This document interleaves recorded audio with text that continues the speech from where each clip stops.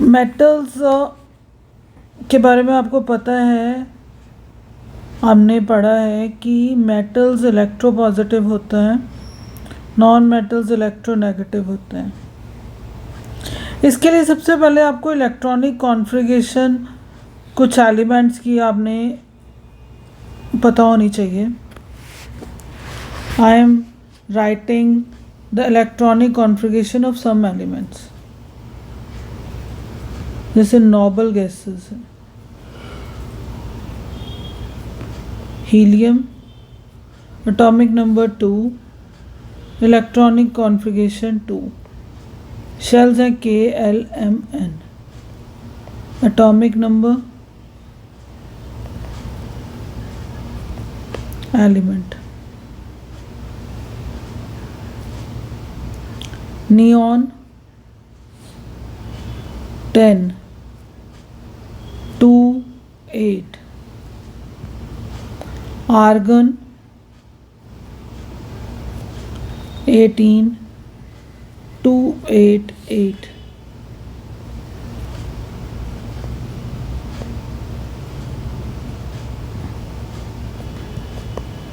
Neon, argon.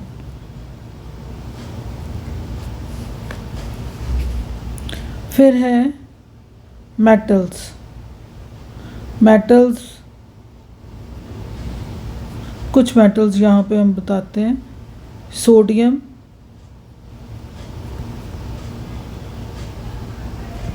Atomic number 11,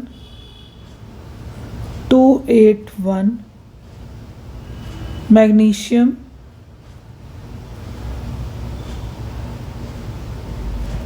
atomic number 12, 282, aluminium,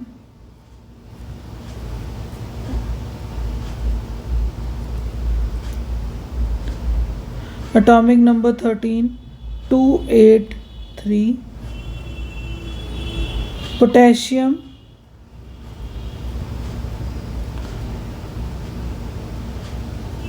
atomic number 19, 2881, calcium, atomic number 20, 2882, non metals,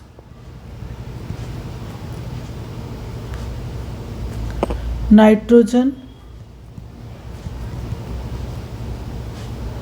atomic number 7, 25, oxygen,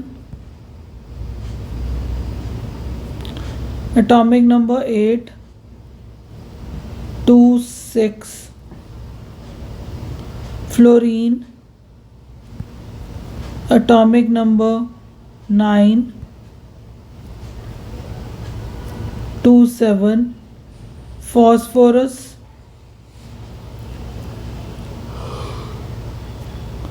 atomic number 15, 285, sulphur, atomic number 16, 286, chlorine, atomic number 17, 287.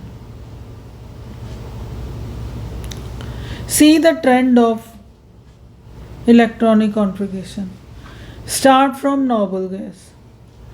That helium has 2 electrons और first shell completely filled है, ना तो इसको किसी से लेने की इच्छा है ना ही देने की इच्छा है इलेक्ट्रॉन, इसका कंप्लीट शेल है। Neon 28 complete, argon 18, 288। हर एलिमेंट का, चाहे मेटल हो नॉन मेटल हो, उसकी इच्छा होगी स्टेबिलिटी के लिए। स्टेबिलिटी कैसे होगी कि वो नोबल गैस जैसा बन सके, नोबल गैस जैसी कॉन्फ़िगरेशन उसमें आ सके। अब हम सोडियम से स्टार्ट करते हैं। इसमें 11 इलेक्ट्रॉन है और इसकी इलेक्ट्रॉनिक कॉन्फ़िगरेशन है 281। नोबल गैस आर्गन के पास पहुंचने के लिए इसको 7 इलेक्ट्रॉन चाहिए और नियॉन जैसा बनने के लिए 1 इलेक्ट्रॉन ये दे सकता है। 7 इलेक्ट्रॉन इसके लिए लेना मुश्किल है, 1 इलेक्ट्रॉन इसको आसानी से देना पड़ जाता है और आराम से दे सकता है। तो ये इलेक्ट्रोपॉजिटिव मीन्स 1 इलेक्ट्रॉन कम हो जाएगा, प्रोटॉन 1 बढ़ जाएगा, तो ये इलेक्ट्रोपॉजिटिव, इसके ऊपर पॉजिटिव चार्ज आ जाएगा, आयन बन जाएगा। ऐसे ही मैग्नीशियम है, वो भी नियॉन जैसी कॉन्फ़िगरेशन के लिए 2 इलेक्ट्रॉन्स अपने दे सकते हैं। एल्युमिनियम 3, पोटेशियम आर्गन जैसा बनने के लिए 1 इलेक्ट्रॉन और कैल्शियम 2 इलेक्ट्रॉन। ठीक है, अब नॉन मेटल्स में देखो, नाइट्रोजन है, उसकी इलेक्ट्रॉनिक कॉन्फ़िगरेशन है 2,5। तो इसको नोबल गैस तक पहुंचने के लिए या तो 5 इलेक्ट्रॉन कहीं दे या 3 इलेक्ट्रॉन कहीं से ले, इसके लिए लेना आसान है। So it can take 3 electrons from surrounding. Oxygen है, वो 2 इलेक्ट्रॉन्स लेकर noble gas configuration, fluorine 1, similarly phosphorus 3, sulphur 2, chlorine 1। अब होता कैसे है, हम सोडियम क्लोराइड का एग्जाम्पल लेते हैं जो कि नॉर्मली मेटल और नॉन मेटल का बना है। सोडियम क्लोराइड, सोडियम की इलेक्ट्रॉनिक कॉन्फ़िगरेशन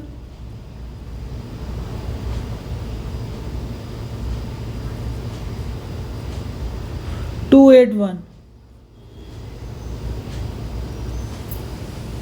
ठीक है, तो जब ये सोडियम 1 इलेक्ट्रॉन देता है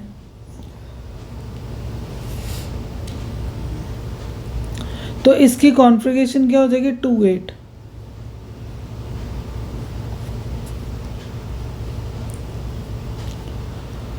और chlorine, electronic configuration of chlorine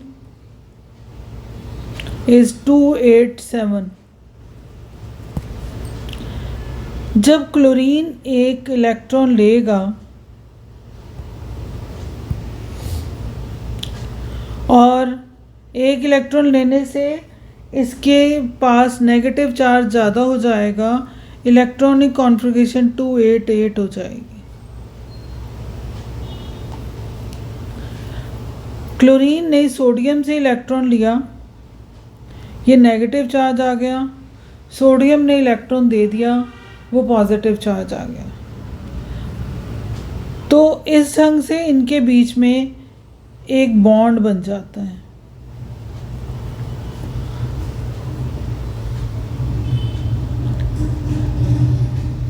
एक और चीज़, हम क्लोरीन के जो इनर इलेक्ट्रॉन्स हैं वो सिंबल के साथ शो कर देते हैं। यहाँ पे सिर्फ आउटर मोस्ट वाले इलेक्ट्रॉन्स क्लोरीन के आ जाएंगे 7, inner most plus symbol of chlorine show Cl, और बाकी 7 इलेक्ट्रॉन्स हम शो कर रहे हैं।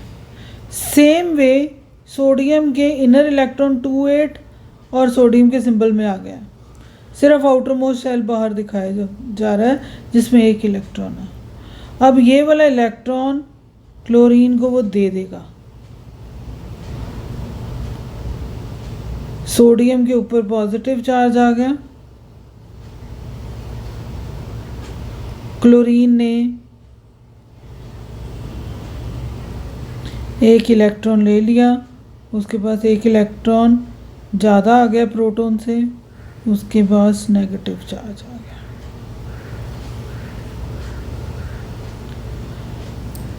अब ये दोनों ऑपोजिट चार्ज हैं, सोडियम और chloride ion being oppositely charge, ये अट्रैक्ट करेंगे एक दूसरे को, ठीक है। और strong electrostatic forces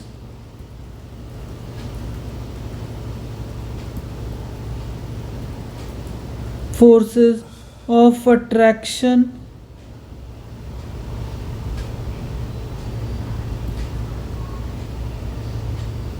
would be there,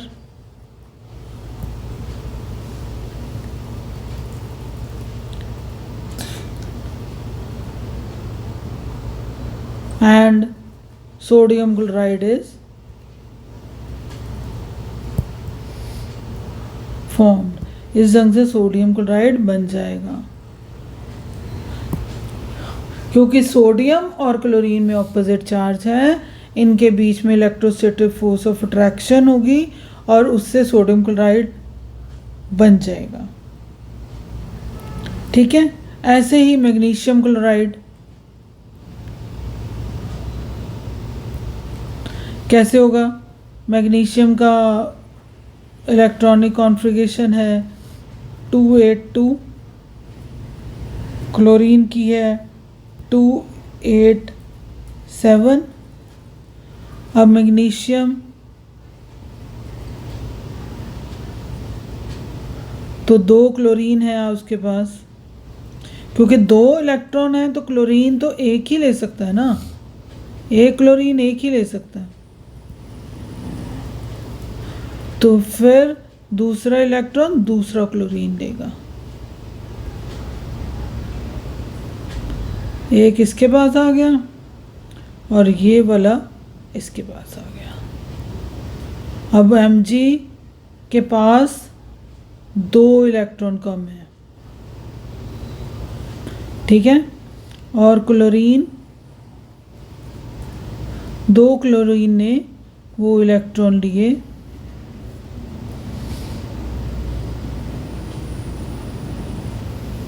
तो ये बन जाएगा MgCl2। क्लियर?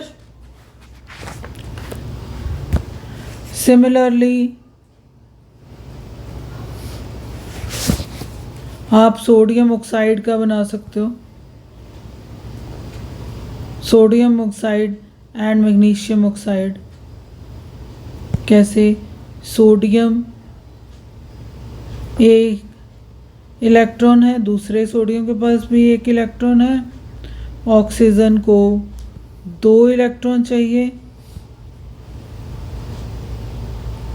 ऑक्सीजन की इलेक्ट्रॉनिक कॉन्फ़िगरेशन क्या है? 2,6। तो इस ढंग से ये 2 ऑक्सीजन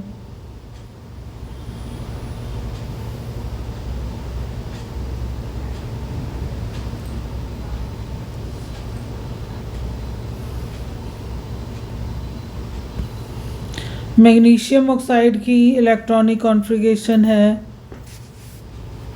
282, उसके पास 2 इलेक्ट्रॉन्स पड़े हैं। ऑक्सीजन की है 2,6, आउटर मोस्ट शेल में 6 इलेक्ट्रॉन है, ये दोनों के दोनों एक ऑक्सीजन में आ जाएंगे। मैग्नीशियम के पास 2 पॉजिटिव चार्ज आ जाएगा और oxygen 2 negative.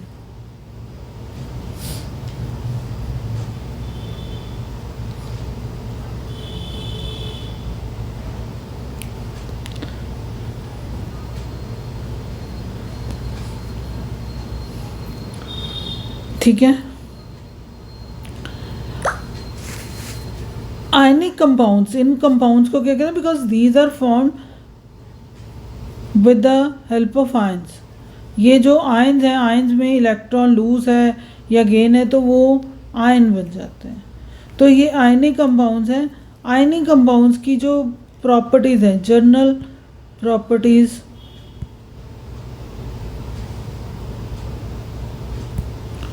For ionic compounds.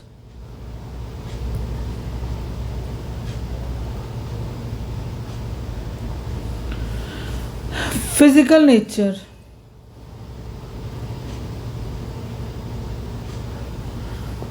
First है physical nature.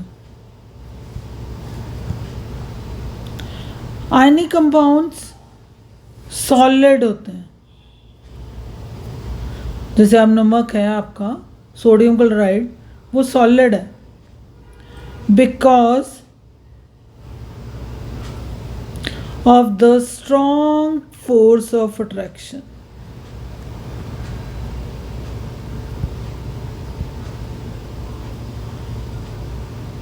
between positive and negative ions।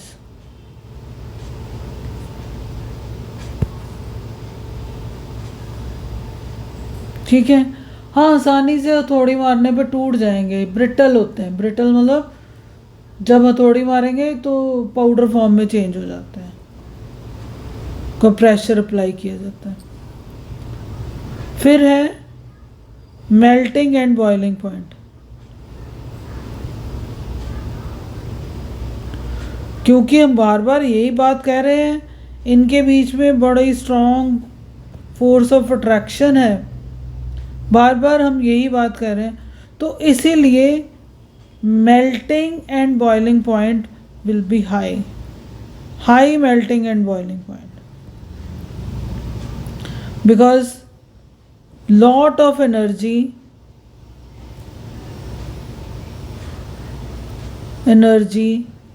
is required to break strong inter-ionic attraction।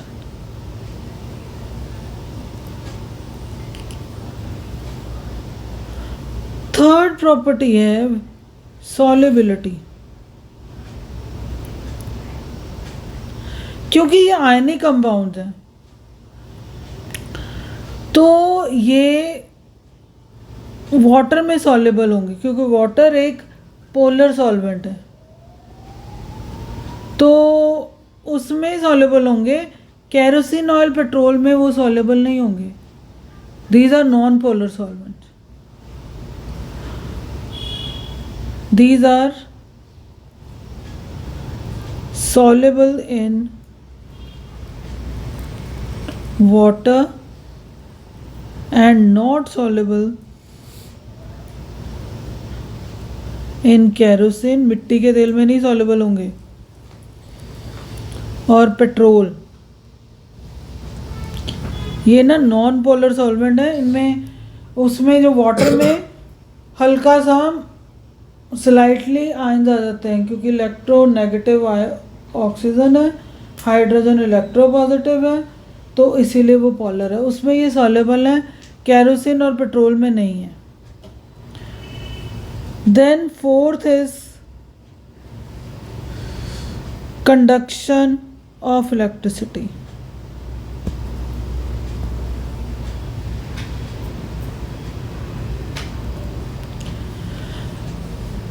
इसको जब वो एक्वा सोल्यूशन लेंगे आयनिक कंपाउंड्स का, उसमें करंट पास करेंगे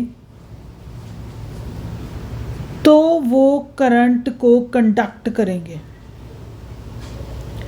कैसे पता चलता है? मान लो आप एक बीकर लेते हो,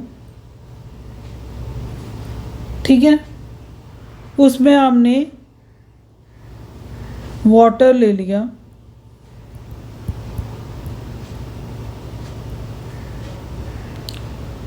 और फिर इलेक्ट्रोड्स लगा दी,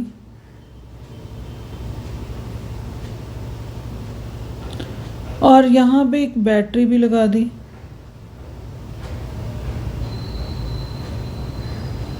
बैटरी के साथ बल्ब लगाया, जो पॉजिटिव साइड में इलेक्ट्रोड अटैच है वो आपकी एनोड होगी और ये कैथोड होगी। और इसमें आपने सॉल्ट डाल दिया, कोई भी सॉल्ट, सोडियम क्लोराइड डाल दिया, this is sodium chloride solution, तो बल्ब ग्लो हो जाएगा, बल्ब विल ग्लो। क्यों? क्योंकि सोडियम क्लोराइड यहाँ पे आयंस में चेंज हो जाएगा।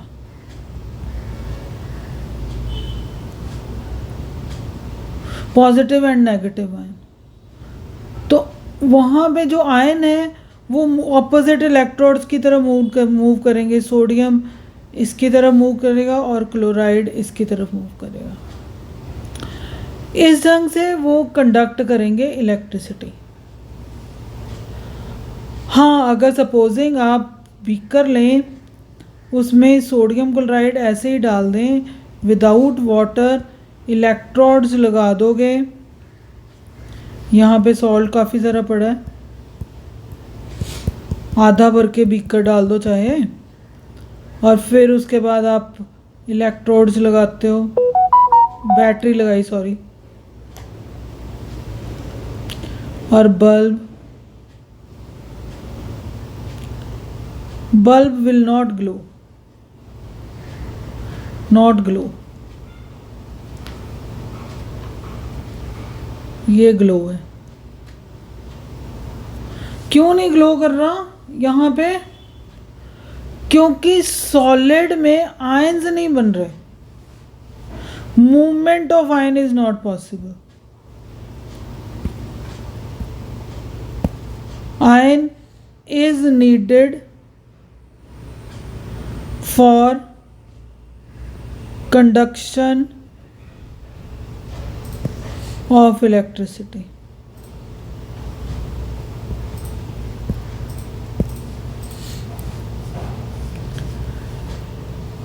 मेल्ट करेंगे मोल्टन स्टेट में भी, molten state of salt conducts electricity.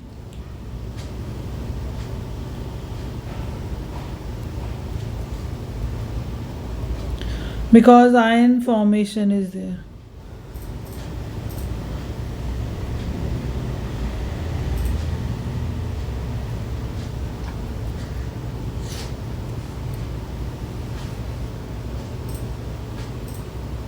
That's all.